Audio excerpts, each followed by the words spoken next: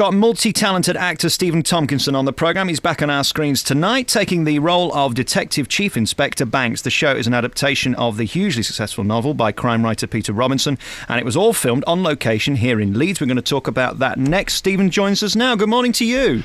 Good morning to you, Alex. I'm so thrilled to talk to you, and I'll tell you why. I fell in love with you in that Brassed Off movie, and it makes me cry, and I watch it once or twice a year, and I think that's your crowning moment. You played it beautifully. Congratulations. Thank you very much indeed. And it was a project that really mattered to me and still does, and I still get very emotional watching it as well. You're Northern, and I love that about you. Tell us where you're from and what you're all about, because you seem to understand real people. Well, I hope so. I mean, I have my mum and dad to thank for that. They were both very real people as well. I was from Stockton-on-Tees originally, and my dad worked for the Yorkshire Bank, so we moved around a bit, a few years in Scarborough, and then I settled in St Anne's-on-Sea, on the wrong side of the Pennines. You see, I mean that as a great compliment. You're of the people, and that's so important with the roles you play. I know this current one is very different, but in the past, you've really mastered the art of looking like you're not acting. Well, I hope so. I mean, a lot of people say, yeah, you're very much an everyman kind of actor, and I think, well, that makes up the populace. So if you want people to understand you, just try to be as real as possible without airs and graces. Well, I think you've mastered that. But then you've kind of lost the acting side, and then we've seen you on balloons flying over Australia and things like that. You've had a varied career. Yeah, it's been wonderful. There's been an awful lot of travelling. I'm sick of looking at suitcases, but what a treat I've had. Yeah, it's been a fantastic couple of years. And of course, not only these documentaries, you've got your Wild at Heart as well, which takes you all over for months on end. Is there any fun in that, being away from friends and family and making this show that looks beautiful in the end but takes forever to record? Yeah, it is hard work, but it's an absolutely beautiful place to be, and it's sort of equidistant between Pretoria and Johannesburg in the beautiful bush countryside there. And there's only an hour's time difference, so when you get home, thanks to the wonderful miracle of Skype, you can still talk to people without, disturbing them from their bed, so you don't feel as far away as you actually are. Do you enjoy it? I mean, have you come to terms with your life now, which is on the road, isn't it, mainly? Pretty much. I guess that is a sort of actor's life, is, they always say you're living out of a suitcase, and I do that quite literally. But, I mean, I couldn't have chosen a more varied career, and it's that's the spice of life for me, certainly. How do ITV look after you? Are you allowed to take anybody with you, or are you there alone? Well, no, we get 10 minutes away from where the set is a Jack Nicklaus designed golf course with a housing estate around it, and I have a lovely house there for 5 months of the year. My back garden is a lake, and we're never short of visitors. No, especially when there was rumours of the World Cup being on in South Africa, people were queuing up years before to come and visit.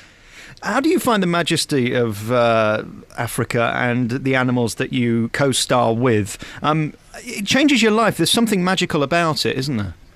Oh, very much so. And I'd never spent a lot of time in Africa before, but you're so aware of Mother Nature there. You're surrounded by these incredible creatures who've been there for thousands of years before you, and you just try and share a little bit of the environment with them.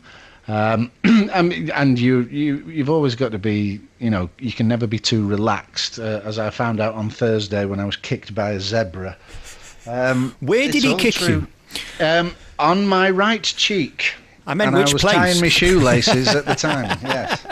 But no, I have a perfect hoof mark on my right buttock, so I'm leaning to the left at the moment.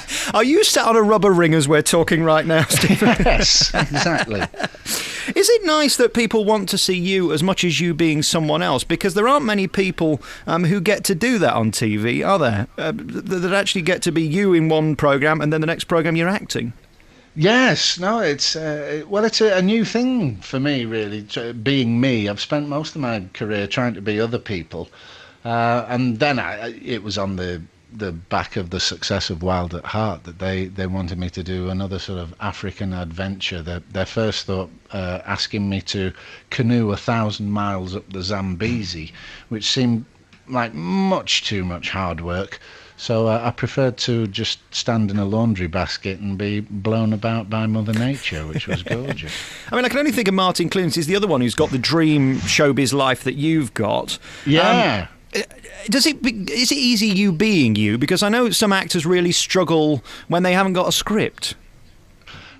Yes, but I've been very fortunate that have such an ebullient character as Robin Batchelor, who's the balloon pilot and a true English eccentric explorer.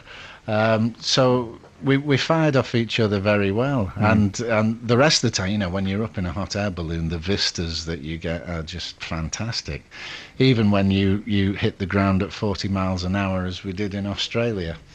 It was a little hairy moment, but it made very good television. And of course, you're back on TV with this new programme. Tell us all about it. Yeah, Detective Chief Inspector Alan Banks is the most dogged and determined character that I've ever played. It's proper grown-up detective stuff. It's more in the genre of, say, Prime Suspect than Midsummer Murders.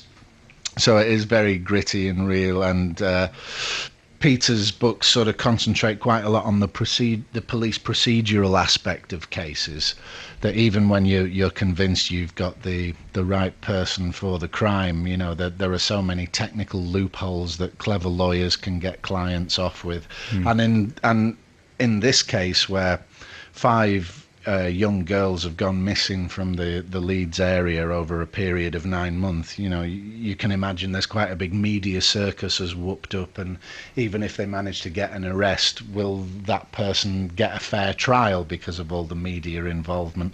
And it's all these things that add to the frustration of the modern policeman. And of course, it's all filmed around here. Was it nice being in West Yorkshire?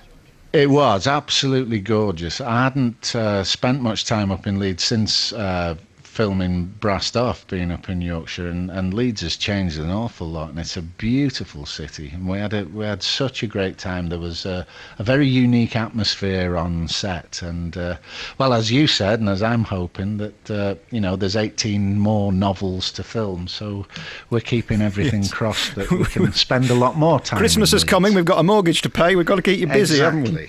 And what did you do when you were here? Did you stay in a hotel, or did they give you a flat, and did you get to eat out and stuff like that?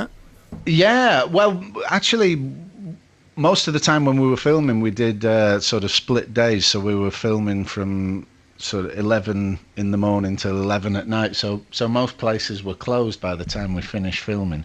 But I was in digs in the Chambers in Leeds, and it was great. I just had the loveliest time, and as I say, hoping to come back. What would be your dream role? I mean, you've been able to do so many different things, and you're everywhere, and we still enjoy seeing you. Is there anything that you'd like to do that's still left to achieve? I've always sort of wanted to play Richard III on stage, so maybe West Yorkshire could give me a go. I went up to see my mate Phil Jackson in Death of a Salesman when we were filming Banks, and it's a wonderful theatre space, the West Yorkshire, so I'd like to play there as well. And how are you when people come up and say, "Can I have your autograph?" Is it fun being you? Yeah, I'm usually very happy, because there's, as I say, there's been enough variety that somewhere along the line someone will enjoy something you've done, and yeah, it's very nice. People are usually have the goodwill factor involved, you know, with shows like Ballykiss Angel and Wild at Heart, so it's nice. Listen, congratulations on everything. You're the star of being DCI Banks, and that's Aftermath. It starts at 9 o'clock on Monday 27th of September. That'll be today, nothing gets past me, on ITV1. A real thrill for me to talk to you, because I'm a huge fan, and I just love that Brassed Off. And thanks, Alex. Shall we end with some brass? Because you can't beat it, can you? It just moves you, and you played it so beautifully in Brassed Off. I'm going to go and watch that tonight in your honour at the same time you're on ITV1, and I'll Sky Plus it. Nobody will know the difference, you see. Great to talk to you. Thank you, Stephen. Thanks very much, Alex. Ta-da. Bye.